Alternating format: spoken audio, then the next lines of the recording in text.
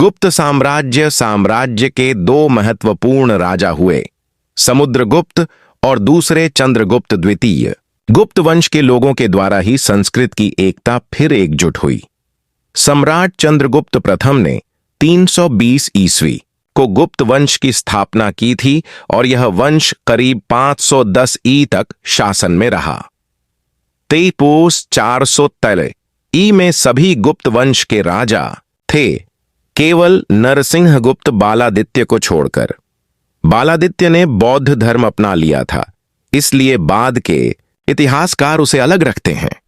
शुरुआत के दौर में इनका शासन केवल मगध पर था, पर फिर धीरे धीरे संपूर्ण उत्तर भारत को इन्होंने अपने अधीन कर लिया था। गुप्त वंश के सम्राटों में क्रमशः श्रीगुप्त, घटोत्कच, चंद्रगुप्त प्रथम, समुद्रगुप्त, रामगुप्त, चंद्रगुप्त द्वितीय, कुमारगुप्त प्रथम, महेंद्रादित्य और स्कंदगुप्त हुए। देश में कोई भी ऐसी शक्तिशाली केंद्रीय शक्ति नहीं थी जो अलग अलग छोटे बड़े राज्यों को विजिट कर एक छत्र शासन व्यवस्था की स्थापना कर पाती। यह जो काल था वह किसी महान सेना नायक की महत्वाकांक्षाओं की पूर्ति के लिए सर्वाधिक सुधार का अवसर के बारे में बता रहा था। फलस्वरूप मगध के गुप्त राजवंश में ऐसे महान और बड़े सेना नायकों का विनाश हो रहा था। चंद्रगुप्त प्रथम ने अपनी सेना का उपयोग करके उसने कई जनपदों पर विजय प्राप्त की और उसने दक्कन के कुछ भागों पर भी राज्य किया।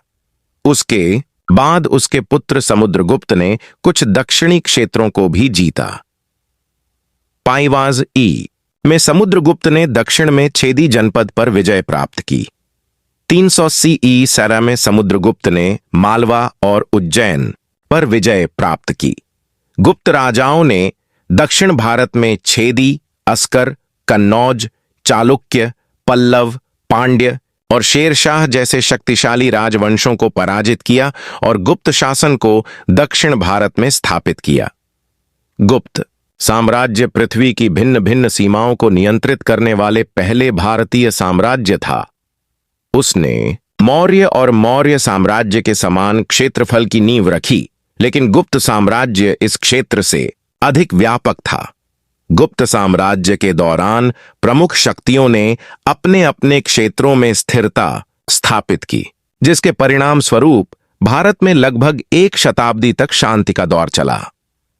सम्राट समुद्रगुप्त की विजय दौड़ के साथ साथ भारत में बौद्ध धर्म का विकास हुआ। बौद्ध धर्म के प्रचार के लिए गुप्त राजाओं ने जो भूमिका निभाई है, उसका उल्लेख कई इतिहासकारों ने किया है। बौद्ध इतिहासकार तारणांता ने समुद्रगुप्त को बौद्ध धर्म का संरक्षक बताया है। समुद्रगुप्त के संरक्षण से ही बौद्ध साहित्य में नागर, प्रकृति, धर्म और ज्ञान की खोज हुई। आर्यभट्ट, जिनके द्वारा गणित और खगोल विज्ञान का विकास हुआ, उनका उल्लेख समुद्रगुप्त की प्रशंसा में मिलता है। समुद्रगुप्त के उत्तराधिकारी चंद्रगुप्त द्वितीय मौर्य साम्राज्य के समान एक विशाल साम्राज्य स्थापित करने में सफल रहे। चंद्रगुप्त द्वितीय ने मौर्य साम्राज्य से भी अधिक दक्षिण में विजय प्राप्त की। चंद्रगुप्त द्वितीय ने गुप्त साम्राज्य को दक्षिण में कन्नौज और चालुक्य पर विजय प्राप्त की, जिसे लेकर उसने अपनी सेनाओं का इस्तेमाल किया। चंद्रगुप्त द्वितीय के दरबार में अमर, कालिदास, हर्ष और भवभूति जैसे महान कवि और विद्वान थे। गुप्त साम्राज्य के अंतिम राजा स्कंदगुप्त थे। उन्होंने 510 ईस्वी तक शासन किया।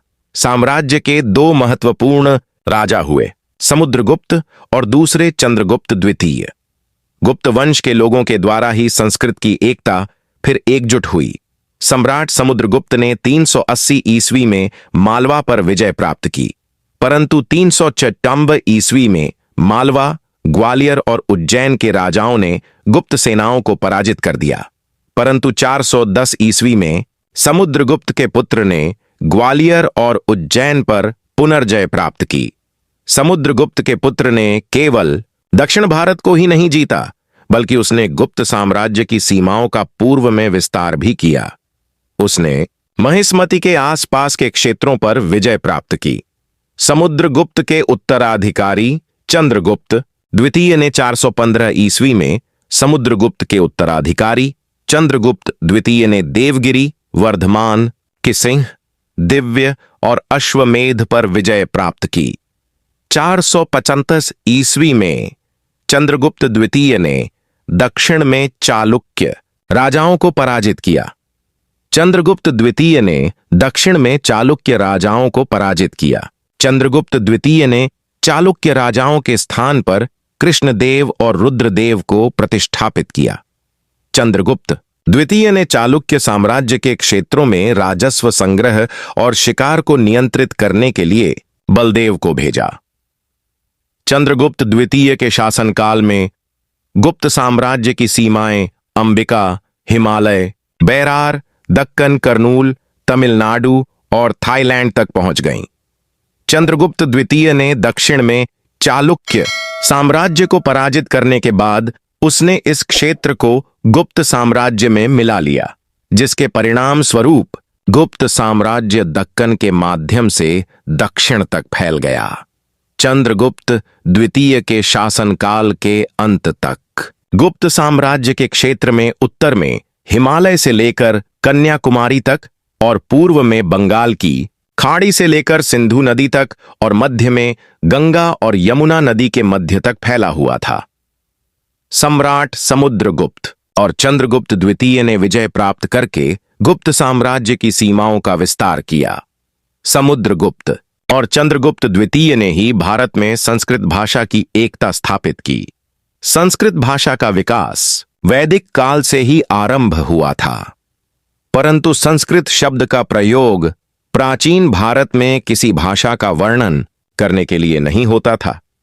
प्राचीन भारत में भाषा के रूप में संस्कृत शब्द का प्रयोग संस्कृत व्याकरण या वेदों की शिक्षा का वर्णन करने के लिए किया जाता था। समुद्रगुप्त और चंद्रगुप्त द्वितीय के दरबारों में संस्कृत भाषा का प्रयोग सर्वप्रथम आम जनता द्वारा किया जाने लगा। समुद्रगुप्त और चंद्रगुप्त द्वितीय ने संस्कृत भाषा के विकास में महत्वपूर्ण भूमिका निभाई है, इसलिए इतिहासकार उन्हें संस्कृत का जनक मानते हैं। सम्राट चंद्रगुप्त द्वितीय के दरबार में अमर, कालिदास, हर्ष और भवभूति जैसे महान कवि और विद्वान थे।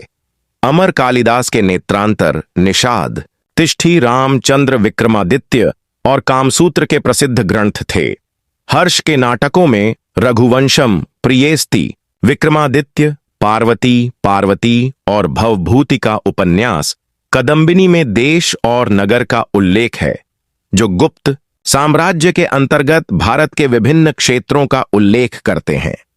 सम्राट समुद्रगुप्त के शासनकाल में ही आर्यभट्ट का जन्म हुआ था। आर्यभट्ट ने खगोल विज्ञान और गणित में महत्वपूर्ण योगदान दिया था।